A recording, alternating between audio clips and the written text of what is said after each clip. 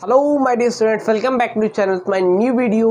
My name is Amir from A1 Coaching. तो बेटा हम लोग जनरल एंट्रीज पढ़ रहे थे जिसमें हम लोगों ने लास्ट वीडियो में बैंकिंग ट्रांजैक्शन की जितनी एंट्री होती है वो अच्छे से सीख लिया था। आज की वीडियो में हम लोग एक बहुत इंपॉर्टेंट कॉन्सेप्ट सीखने जा रहे हैं जिसको हम लोग बोलते हैं ओपनिंग एंट्री। क्या बोलते हैं बेटा हम लोग? Opening entry. ठीक है, देखो ओपनिंग एंट्री होती क्या है पहले इसका मतलब समझो। देखो मान लो हम लोग अगर कोई बिजनेस स्टार्ट करते हैं, जैसे पहली एंट्री मैंने आपको सिखाई है जिसमें लिखा रहता है स्टार्टेड बिजनेस विद कैश, ऐसे लिखा रहता है। देखो क्या लिखा रहता है, started business with cash 2 lakh rupees 3 lakh rupees, कुछ ना कुछ अमाउंट दिया रहता है। तो इसकी एंट्री बेटा आप लोग क्या करते हो, इसकी एंट्री आप लोग करते हो cash account debit to capital account. ये तो आप लोग को आता होगा, इतना मैं मान के चलता हूँ भाई, इतना आगे पहुँच गए तो ये तो आता होगा। अब बेटा ये एंट्री तो हम लोग करते हैं cash account debit to capital account. जी सर आता है। तो ये तो नॉर्मल एंट्री तब होती है जब बिज़नेस स्टार्ट करते हैं। लेकिन अब मान लो कोई बिज़नेस चल रहा है, ये बिज़नेस स्टार्ट हुआ था 2020 में। अब ये बिज़नेस चल रहा है। अब हम लोग 2021 की बात कर ले, 22 की बात कर ले, जैसे भी कर ले, मान लो 21 की बात करते हैं। तो ये बताओ 2021 में ओपनिंग एंट्री क्या होगी। देखो हमारा अकाउंटिंग पीरियड क्या होता है, हमारा अकाउंटिंग पीरियड बेटा शुरू होता है 1 अप्रैल से शुरू होता है और 31 मार्च को ख़त्म होता है। तो अगर मान लो एक अकाउंटिंग पीरियड हमारा 1 अप्रैल 2020 को शुरू हुआ होगा तो 31 मार्च 2021 को ख़त्म हो गया होगा। अब नया अकाउंटिंग पीरियड शुरू होगा तो वो कब शुरू होगा, 1 अप्रैल 2021 को शुरू होगा। ठीक है, तो ये तो बिजनेस स्टार्ट नहीं हो रहा है ना भाई। कोई बिजनेस था 2020 में स्टार्ट हुआ था जिसकी एंट्री आप लोगों ने की थी 2 लाख रुपए से। अब 1 साल बीत गया, यहाँ पे अप्रैल से लेके पूरा मार्च तक का पूरा 1 साल बीत गया। अब 1 साल में कुछ फ़ायदा हुआ होगा, कुछ नुकसान हुआ होगा, कुछ एसेट्स बनी होगी, कुछ लाइबिलिटी रही होगी। एसेट्स मतलब बिजनेस में जो एसेट्स होते हैं फर्नीचर बिल्डिंग ये सब रहे होंगे।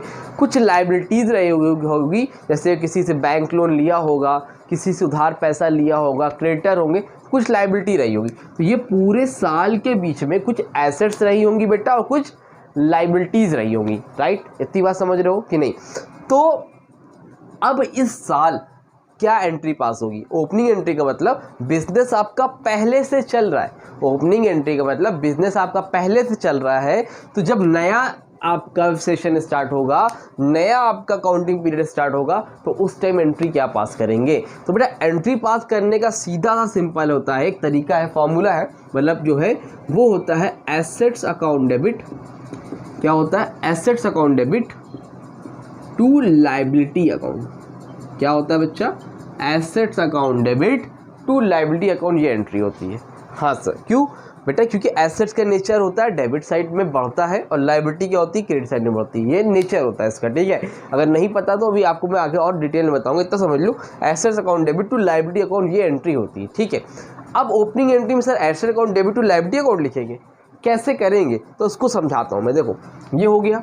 ठीक है, तो ओपनिंग एंट्री जब भी आप पास करोगे नए सेशन की तो वो क्या होगी, 1 अप्रैल 2021 को, क्योंकि बिजनेस पहले से रन कर रहा है। अगर बिजनेस स्टार्ट हुआ है नया तो एंट्री होती है cash account debit to capital account, लेकिन बिजनेस पहले से रन कर रहा है, 1 साल पूरे हो गए, अब नया अकाउंटिंग पीरियड स्टार्ट हो रहा है, तो एंट्री होती है assets account debit to liability account. Is that clear? Yes और नो? ये क्लियर है। अब इसकी एंट्री करते हैं कहते हैं। देखो बेटा होता क्या है ना, जब क्वेश्चन शुरू होता है तो उसमें आपको बहुत सी एसेट्स दी रहेगी, बहुत सी लाइबिलिटी दी रहेगी। पूरा साल बीत गया तो उस टाइम आपके पास कुछ एसेट्स रही होगी, कुछ लाइबिलिटी रही होगी। तो मान लो ऐसे दिया हुआ है 1 अप्रैल 2021 को कुछ एसेट्स है आपके। एसेट्स में आपके पास क्या है, आपके पास बेटा है बिल्डिंग है आपके पास 2 लाख रुपीज़ की। ठीक है, बिल्डिंग है आपकी 2 लाख रुपीज़ की, 110। ठीक है, फर्नीचर है आपके पास बेटा 50,000 का। फर्नीचर कितने का बेटा आपके पास? 50,000 का। मशीनरी है आपके पास 30,000 की। ठीक है, और डेटर्स है आपके पास। डेटर्स मतलब जिससे पैसे लेने होते बेटा, वो हमारे लिए क्या होता है, वो हमारे लिए क्या होता है बेटा, एसेट्स होता है। ठीक है, फ्रेम में तो आ रहा है। ठीक है, तो वो क्या होता है बेटा, हमारे लिए एसेट्स होता है। तो डेटर्स कितने हैं? डेटर्स आपके हैं मान लो 30,000 के। ठीक है, तो ये आपकी कुछ एसेट दे रखी है, ऐसे मान लो ये आपकी सारी क्या है बेटा, एसेट्स है। ये पूरी की पूरी आपकी क्या एसेट्स है 1 अप्रैल 2021 को, और कुछ आपकी क्या है बेटा, लाइबिलिटीज़ है। क्या है, कुछ आपकी लाइबिलिटीज़ है। अब लाइबिलिटीज़ में क्या मान लेते बेटा, लाइबिलिटीज़ में मान लो आपका बैंक लोन है 1 लाख रुपीज़ का, और आपके पास क्रेडिटर्स है 1 लाख रुपीज़ के, ठीक है, ये आपकी लाइबिलिटी है। तो एक जब ये बिजनेस चल रहा था 1 साल पूरा होने के बाद 1 अप्रैल 2021 को आपके पास इतनी एसेट्स है, इतनी लाइबिलिटी है किसी बिजनेस की, तो इसकी एंट्री कैसे पास होगी। मैंने बताया ना आपको, assets account debit to liability account. तो जितनी भी एसेट्स हैं सबको डेबिट करो, जितनी भी लाइबिलिटी है सबको क्रेडिट करो। कैसे करते हैं देखो, जल्दी से ध्यान से देखना। अब एसेट्स में कौन कौन है बताओ। सबसे पहले बिल्डिंग एसेट्स है, या तो दिया ही हुआ है, तो लिखोगे बिल्डिंग अकाउंट डेबिट। ग्रीन से दिख रहा है कि नहीं फ्रेम में, पहले ही बताओ। हाँ एकदम क्लियर तो दिख रहा है, ठीक है, बढ़िया हो जाएगा, कलरफुल भी रहेगा अपना ना। बिल्डिंग अकाउंट डेबिट, जितनी एसेट्स है सबको डेबिट करो, बिल्डिंग अकाउंट डेबिट।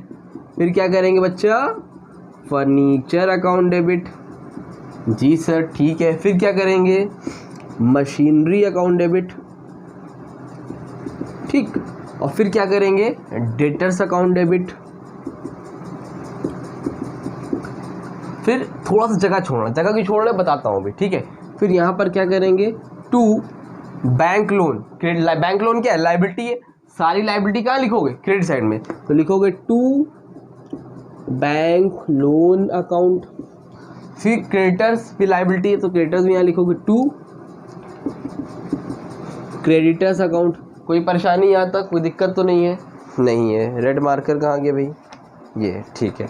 अब देखो ये हो गया, सबका अमाउंट बोलो। बिल्डिंग कितने की थी, 2 लाख की, बिल्डिंग के आगे 2 लाख, ठीक। फर्नीचर कितने का था, 50,000, ठीक है। फिर आपका मशीनरी कितने की है, 30,000, ठीक। फिर आपका डेटर्स कितने के, डेटर्स भी 30,000 के, ठीक। उसके बाद बैंक लोन कितने का बेटा, 1 लाख रुपए का। फिर आपकी बेटा क्रेडिटर कितने के हैं, 1 लाख रुपीज़ के, ये हो गया। अब बेटा हम लोग स्टार्टिंग से पढ़ रहे हैं, ये समझ में आया। जितने भी एसेट्स थे डेबिट में लिख दिया, जितनी भी लायबिलिटी थी क्रेडिट में लिख दिया, ठीक। अब आप लोग हमेशा तो बेटा पढ़ते आए हो एक चीज़ कि डेबिट साइड और क्रेडिट साइड हमेशा क्या होती है, बराबर होती है। क्या दोनों इक्वल है, देखो डेबिट साइड में कितना है, 2 लाख, 2,50,000, 2,80,000, 3,10,000। अगर मैं एसेट साइज का टोटल करूं, यहाँ पे से लिख लेता हूँ रफली, अगर मैं एसेट का टोटल करूं तो बेटा आ रहा है 3,10,000, और लाइबिलिटी का टोटल करूं तो आ रहा है बेटा 2 लाख। अब ये बताओ ज़्यादा किधर है, एसेट साइड में ज़्यादा है और लाइबिलिटी साइड में कम है। तो जब कम होता है तो उधर करना पड़ता है बैलेंसिंग फिगर। कितना कम है ये बताओ, 3,10,000 पे 2 लाख माइनस करेंगे कितना आएगा, 1,10,000, 1,10,000 क्रेडिट साइड में कम है। तो अगर कभी भी ऐसा होता है, अगर कभी भी ऐसा होता है कि क्रेडिट साइड में बैलेंस कम हो जाए मेरे बच्चे, यहाँ पर लिखना 2 कैपिटल अकाउंट, ब्रैकेट में लिख देना बैलेंसिंग फिगर, ठीक है, ब्रैकेट में लिखना बैलेंसिंग फिगर 2 कैपिटल अकाउंट, ठीक है। कितना कम था, 1,10,000, तो यहाँ पर लिख दोगे 1,10,000। कुछ बात समझ में आई कि नहीं आई, मतलब क्या करना है, अगर आप कर रहे हो एसेट साइड और डेबिट साइड क्रेडिट साइड में लिख लिया, एसेट साइड में सॉरी डेबिट साइड में सारी एसेट्स लिख लिया और क्रेडिट साइड में सारी लायबिलिटी लिख लिया।